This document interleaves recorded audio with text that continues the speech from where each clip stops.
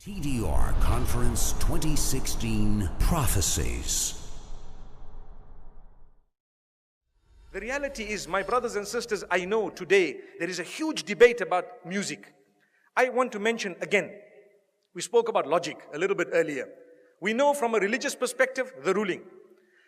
Let's speak about from a logical perspective. Wallahi, now I have done my own little research with non-Muslims. And I have asked religious non-Muslims, I'm talking of Christians and Jews and Hindus, etc., naming top pop stars from the music industry. Would you allow your children to listen to this person? Never. Would you allow them this? Never. Would you allow them that? Never. Why? It's dirty, it's immoral, it's filthy, it's degrading, and it's unacceptable. Not in my home.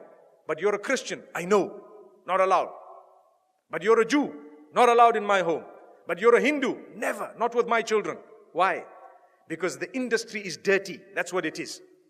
So people argue, no, there is maybe perhaps, I do agree. Perhaps the duf is permissible within certain limits, Perhaps if you are singing an Islamic song with beautiful meanings, perhaps within limits, there is a certain permissibility. But here I'm speaking of the musical instruments and the music industry, whereby people start shaking. I don't even know what. It comes naturally. They say it's natural. It's not natural. It's shaitan's way of controlling you. You listen to the beat continues. You start tapping your finger, you start moving your head. A little while later, you start moving the top of your body, and a little while later, you start moving the bottom of it.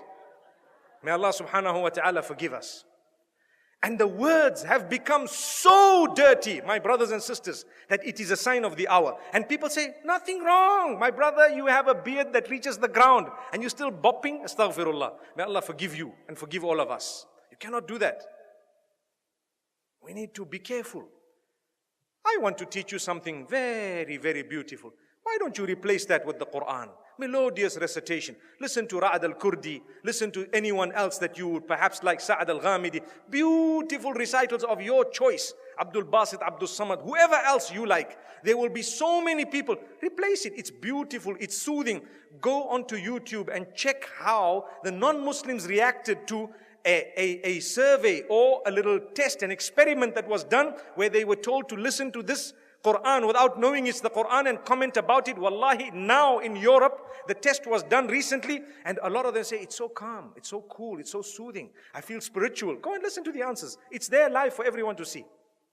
And we Muslims who have the Quran, we are not achieving any soothing, no comfort, no nothing from this. How and why? Surely you can replace it. I would rather be resurrected and arrive in the presence of Allah subhanahu wa ta'ala, having known as a person who gave up dirty music for the words of yours, O Allah. I didn't want to listen to all of this. I gave it up. I know there was a debate about halal, haram. I do know the majority of the scholars said it's not permissible. I do know some of them said, okay, within a certain scope it's okay. But remember, those who say within a certain scope it's okay, none of them say that the musical industry of today is permissible. Not even one of them.